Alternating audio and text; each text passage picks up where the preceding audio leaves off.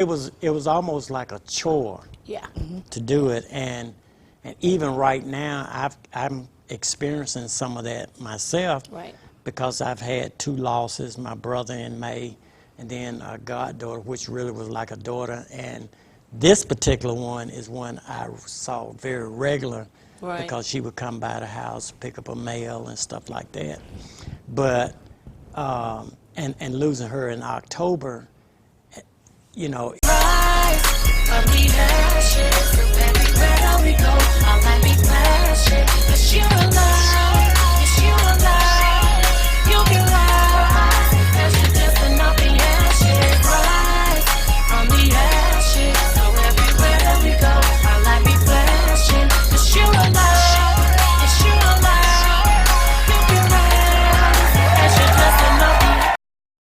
I am Sandy Powell. Welcome to the Round Table. Our topic today, I'm going to go right in because I want to use as much of our time as I can to talk about what we're going to talk about, which is depression. I'm talking about it in this season only because it's the holiday and it becomes more noticed in the holidays. But this is something that people deal with all the time, all year long. But for some reason, the holidays seem to bring about more visual of it, or more people seem to talk about depression during this time. And I asked a couple of guests of mine that I know are familiar with it or have dealt with it to join me today. So I have Anita Trone here, and she is also a certified. I am a master's level therapist. And then we have Michael Ellison here, who is also a counselor and works and deals with youth, and we asked both of them to come and join us and let's talk about this topic today. Thank y'all for being here today. Thank you for good to be having us. here. Let's jump in. I know we're smiling and everything, but we know that this is a very real topic and one that all too often gets swept under the rug with everyday living. Right. Depression. Tell me what brings about depression. What could be some things that could cause depression? There's not one set answer, of course, but definitely any type of instance that may have happened in your life, like job loss for some, death of a loved one, loss of relationship. Definitely, when talking about holiday blues, this time can be hard for some people if they've had a loved one to pass on, or if they've experienced maybe divorce, and this time is hard for them, or sadness, loneliness. Sometimes it can be hard. And I agree with that, because it is, and I think we say the holidays because we have Thanksgiving and Christmas. That's usually family. Right. And that's if they don't be at our house, we usually go and visit and see them. But if they are no longer there, then you're not able to visit them nor talk to them by phone. So I think, and then with the winter months, with the coldness, and I think even this year with it being cold, getting colder sooner, I think kind of brought it a little bit quicker for some. And I think the realization of the love, if in the case of loved ones not being there, the holidays heighten that because in our everyday, going and coming, going to work or doing this or doing that, we can get busy and set that to the side for the moment. Even other things that may brought about depression. But holiday has a tendency to slow down the workforce, slow down people's lives and stuff, and causes you to have a little more time to sit, think, and ponder. And I think realize that you are in a loss of whatever it is, be it loved one, be it, like you said, divorce or something brings about this, or whatever that's caused you. I think that the holidays have a tendency to close in on you, because you got this extra time. And then holidays, that's a time of tradition, a time of rituals, different things that families do together around that time. And if you have had some type of dissolve in a relationship or the passing of a loved one, then that kind of like deters you from the rituals that you used to do. And so it puts you in a place where you have to sit back and reflect and think on, oh, this is what we used to do, and it brings on a sense of sadness. And then I think sometimes we may confuse it both ways. sadness and depression, because there is a difference, right? There is. Can you elaborate a little bit on that? Because sometimes I'm sad, but it's not depression. Right. And then sometimes, you know, I've been depressed and thinking I was just sad. And so let's talk about some of the symptoms, things that we can look for that distinguish between sadness and actual depression. And I'll let either one Well, of you. I would say in some cases you can tell, and then in other cases you may not be able to tell, at least right away. Right. And I think some of the things you have to look at is have their routine changed. Right. Right. You know, are they staying in the house more? Is the house dark? You know, no lights in the house.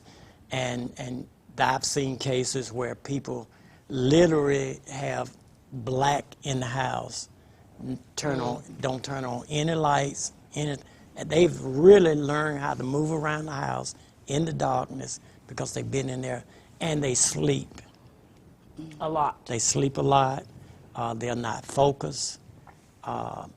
Even important things they need to do, they don't even do that Right. anymore. It kind of They slips only through the do crack. what they really have to do. Right. Block checking. Right. Check the block, Right. make sure you stay afloat. Right. But the boat is tilting a lot, but taking on water even, but it's not sinking. It's Right. just barely holding on. You Right. wanted to add to that? Yeah, I was definitely going to say, definitely what he said, you know, those are like your classic general symptoms of depression. But then even when you talk about the people who function well, because it is possible that we can function very well in our depression, but also when it comes to that, is taking into account that, okay, yeah, on the outside it looks like I'm functioning well, but when you're in a depressed state, now it takes more effort for you to be able to do those things that to everybody else it looks like, oh well, you're doing it so well, Right. but for that person, no, it's taking a whole lot out of me just to be Right. able to still be able to Yeah. present to you Yeah. what you normally see. Right, exactly. Yeah. And you know, I didn't think about it like that, but I do remember those times where tasking that I used to do would be simple, quick, fast, and be done. And then in those moments where I was dealing with depression, 2 or 3 days to first, like you said, to focus, to get my mind where I can just settle down and actually keep my mind on what it was that I needed to do. And that was in everything, not just in one thing, but it was really across the board. And I found that the more simpler the task, sometimes for me it was the hardest of the taskings to do. Right, because it was almost like a chore Yeah. to do it, and even right now I'm experiencing some of that myself. Right. Because I've had 2 losses, my brother in May, and then a goddaughter, which really was like a daughter. And this particular one is one I saw very regular, Right. because she would come by the house, pick up a mail and stuff like that. But and losing her in October, you know, it kind of like happened all at once, and then it was real cold all at once.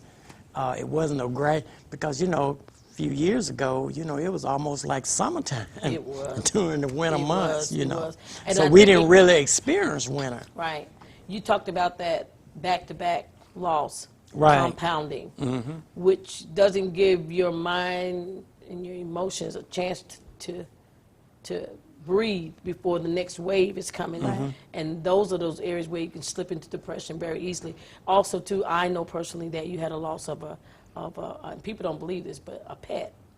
Yes, that yes. too, yeah. That, you know, I had a loss of a Actually, pet. 2. Yeah. Because I had to make a decision Right, about one.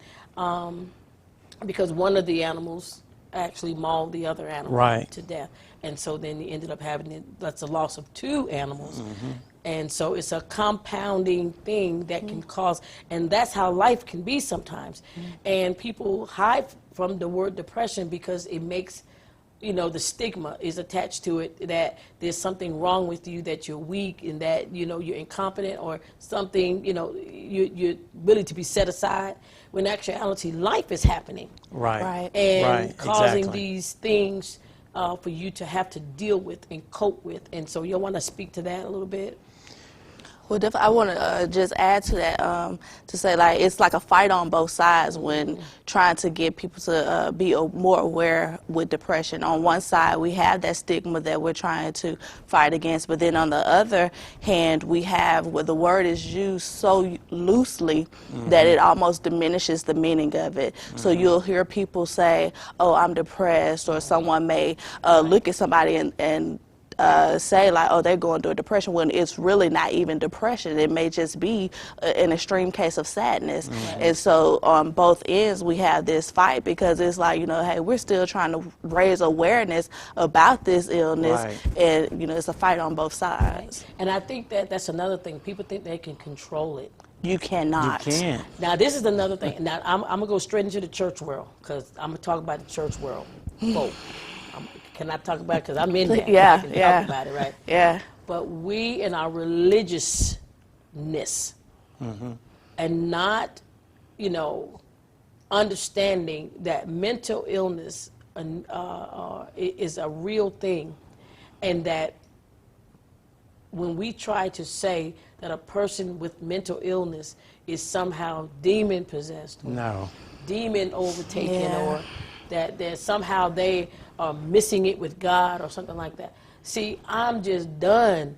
And when we talk about depression, you know, we act like people can just snip, snap, snoop, say 2 prayers, 3 spins, a couple of hallelujahs, and you good. When It doesn't work. It doesn't work like that. And I'm involved in ministry, and there are things that I was required to do that I didn't do because I could not focus. Right. I couldn't focus. Right. And I also think with me being in the helping field, see, it's even worse for me, because I can tell everybody else how they need to do and how they can work with it, and I can talk to them about it. But then when it comes to yourself, it's much more difficult to deal with self than it is others. Right. And I think, too, in the church world, we don't understand we don't understand emotions. We don't understand feeling. And although we can't make lifelong decisions based off of emotions and feelings, but we do have to deal with them. Right. Right. You know, and death and loss and you know, I've been through a divorce, and all of us, right, been through divorce. Right. And it's a very real thing. It's Very very real. real emotions. They're raw. You got to deal with the cycle of the, you know, the up and the down, the hate you, love you, sorry for you, you know, the whole thing. And even with Right. kids involved, it makes it even that more difficult. And then when you got to see the sadness in children's eyes because they're dealing with it, Right. that's another compounded thing on top of your. So I think the church world needs to really snap out of it and really, although we do need prayer, Yes. Yes. Yeah. Yeah. We do. but we need to open up our eyes and watch too. You know, don't be so prayerful or think everything is just like a snip, snap your fingers, it's over. See, there's deliverance that needs to happen, and sometimes it's not instantaneous. Right. Sometimes deliverance is a time period. It's a process that we walk out, and depression is one of those things that I think that we process. And it's not always snip, snap, although God is able to lift those burdens and stuff like that. But I believe that for the most part, most of us deal with depression. It's actually learning to cope with the loss or the whatever it is that's affecting your life. Yes. When talking about the healing and the deliverance, I like to, when I'm working with Christian clients, because not everybody that I talk to is Christian, but when talking with them, I explain to them, you know, when we talk about in the Bible, when Jesus did his healings, there were some where he touched them and instantly they were healed. But then there were other, like the 9 lepers, where they had to go and then see the manifestation of their healing. Right.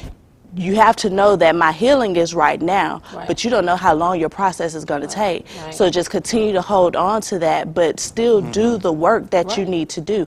Yes, pray. Yes, seek the face of God, which prayer.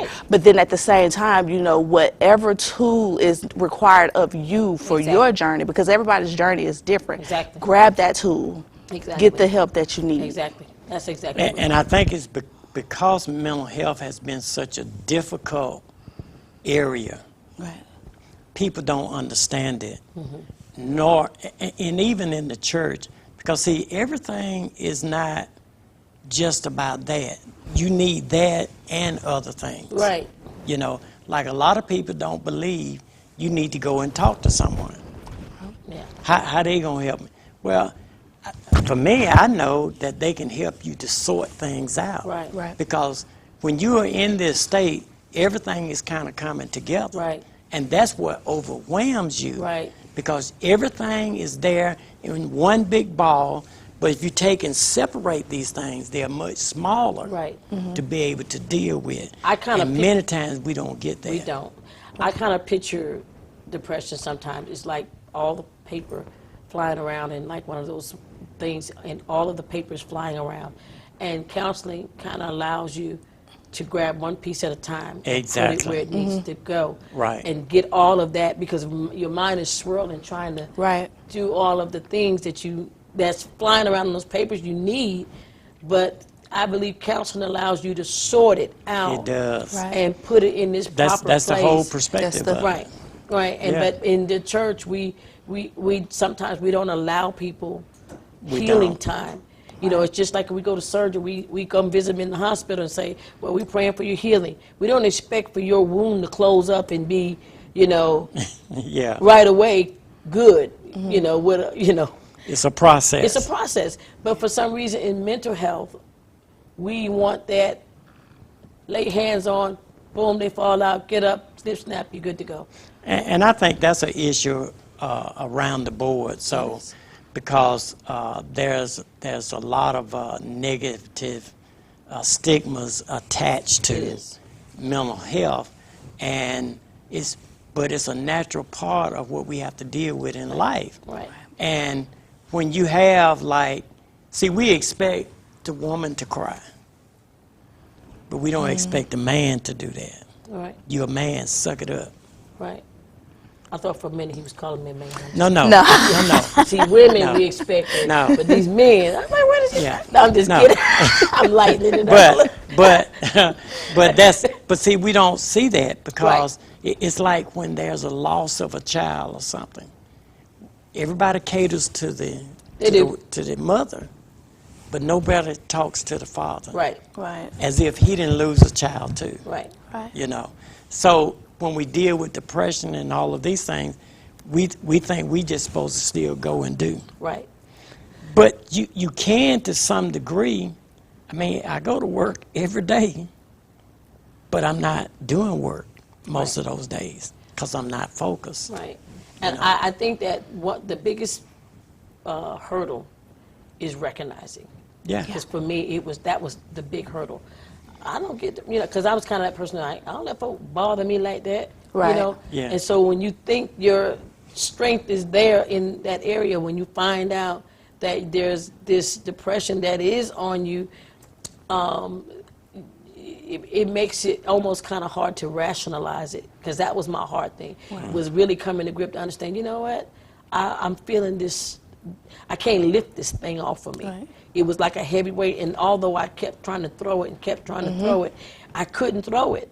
And like the more I tried to throw it, it's like the heavier it got. And so that was the biggest hurdle. The biggest hurdle for me was saying, you know what, I'm feeling depressed. And then when your family thinks that you're a rock, Yes. when your family thinks that you're the glue to everything, you find yourself not being able to get the healing that you need to get and deal with the way you need to deal with it, because everybody's depending on you to be together and good and so on and so forth. And Right. and so therefore you walk in denial. Right. And then they don't even know how to help you because you're the one that helps everybody. Right. So that was my dilemma as well. And I tried to express that to them in so many words that, I'm not feeling, Right, And I don't right. I'm not looking for your sympathy, but I'm just telling you right now Right. that I'm having a moment. Right. And I don't even know if they know how to. But that is They don't truly know how the to deal case with that. with a lot of African American females, because we have this what's been given to us, this image of the strong black woman, and so we don't even allow ourselves that time that we need to even be able to process whatever it is that we are dealing with or may have faced. And so these different things, they just kind of pile up on us until that one day where we feel like, okay, I'm just feeling some type of way. You know, that's in today's modern terms, you know, that's what I say with people, you know, are you feeling some type of way? Then let's explore this. Let's see what's going on, because 9 times out of 10, you know, that's usually like the best way you could describe it when you don't know that, oh, this could be depression.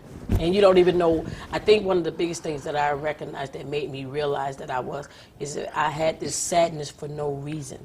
Like, I don't know why. Why am I sad? I used to call it I'm melancholy today. You know, I'm feeling a little melancholy. Why are you feeling melancholy? You know, there's no reason for you to be You can't even explain it. You can't explain it, but all I knew is that I couldn't lift it. I couldn't get it off of me.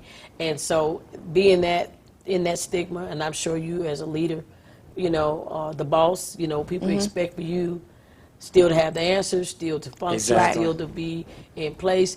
You don't really have a place to lean, you know, because I felt like I had no place to lean.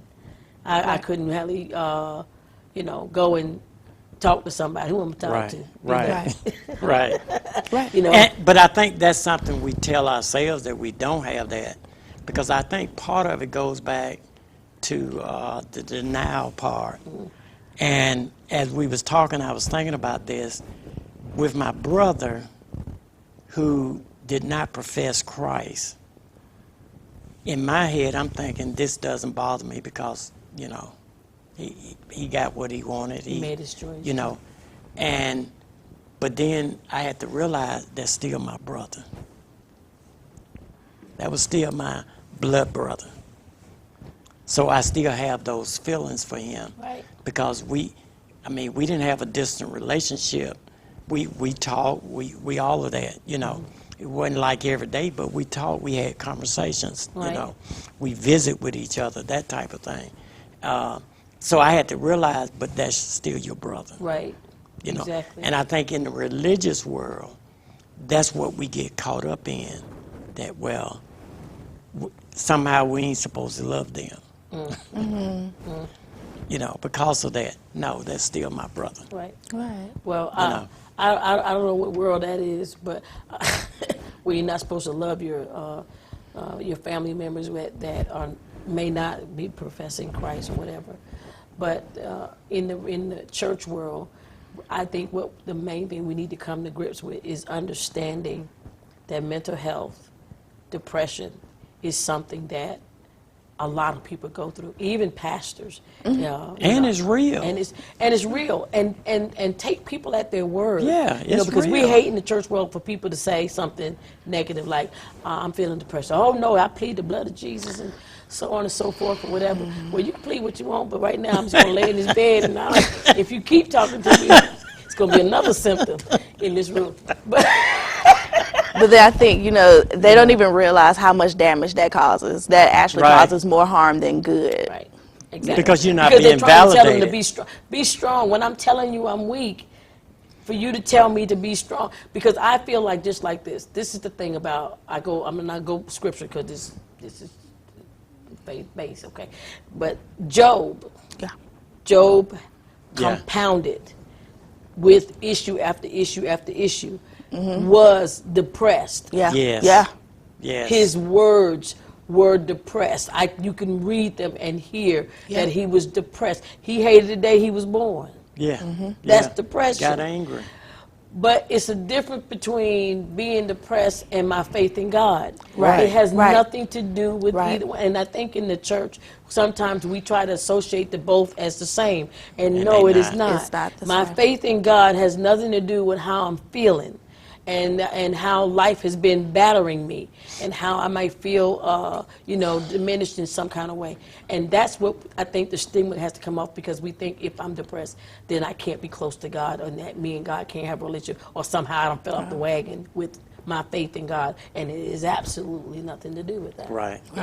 So, that, and then the number one thing that Christian clients that I have worked with, that they have said is, they feel bad about having to come see you anyway, because they just think like, okay, well, I'm a Christian, I shouldn't be experiencing this. But then they'll say, well, I'm not supposed to acknowledge my feelings. I'm not supposed to acknowledge the different emotions that I've been experiencing. And I'm like, why? Who told you this? And unfortunately, in some different churches, you know, this is what they're being taught. Right. They're being taught that, you know, you shouldn't be moving. Well, I get the whole not operating in your feelings. Right. Definitely, I understand that part. But they're being told something which kind of like teaches them that they should deny their feelings, Right. deny Right. what they're experiencing. Right. And so, you know, having to go through the whole bit of psychoeducation with them and teaching them that emotions are real. We Right. all experience this. You're not going to be able to get away from. Do you deny happiness? Right. Do you deny Right. joy? Do you deny excitement? Right. So anger and I all think these the other thing that we emotions, don't these are get real. Is that every emotion doesn't mean that we have to make a decision in that emotion. Right. And so I think that's what the church needs to say. Yeah. Not say don't have an angry moment, because God says, you know, be angry, Sin but not. don't sin in it. Right. See, you get to have the emotion, but there's some stipulation where you can be happy. Oh, I'm happy I met such and such a day, but don't marry tomorrow. You know what I'm saying? Right. That you happy, but there's some in our emotions we can't make sometimes immediate decisions in those emotions. And in the church, we feel as though we can't have emotions because people will. Right. venture. But these are teachings that are confusing people and kind of make them feel as if they cannot Right. seek help when they need help. And I think it's something that started way back in slavery, because you couldn't show your feelings in certain areas. When you got by yourself or something like that, you had to do that. But I think over the years that's, even when you at a funeral, and you always hear, and this really bothers me. I bet I You know gonna what share you're about to a couple of say. things that's gonna bother me. Go ahead. You know your mama wouldn't want you to cry. My mama ain't got nothing to do with this. First of all, you don't know my You mama. know, That's first. right. See, That's number one thing. And then they'll tell you that, well, you need to be strong. Why do I have to be strong for somebody else? Right. Not only that, See, but why do I need to be strong for me right now? Right. Why can't I just mourn my mother, Right. feel this loss, feel this hurt, feel this moment of a sense of loss? Why not mourn with me? Right. Right. And that actually delays the grieving process. It does. It sends Well, it way- really, it tells you that what you feeling is not right. It's not right. Right. That's not what you Right. feeling. And that's why people end up having breakdowns down the road. Exactly. Where they, you know, all of a sudden out of nowhere, they just snap. Exactly. 5 years down the road, like, what happened? Where you?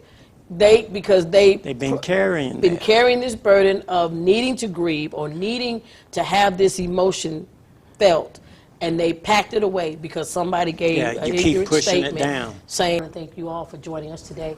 I want to give you a tasking. Watch, look and see, as well as pray.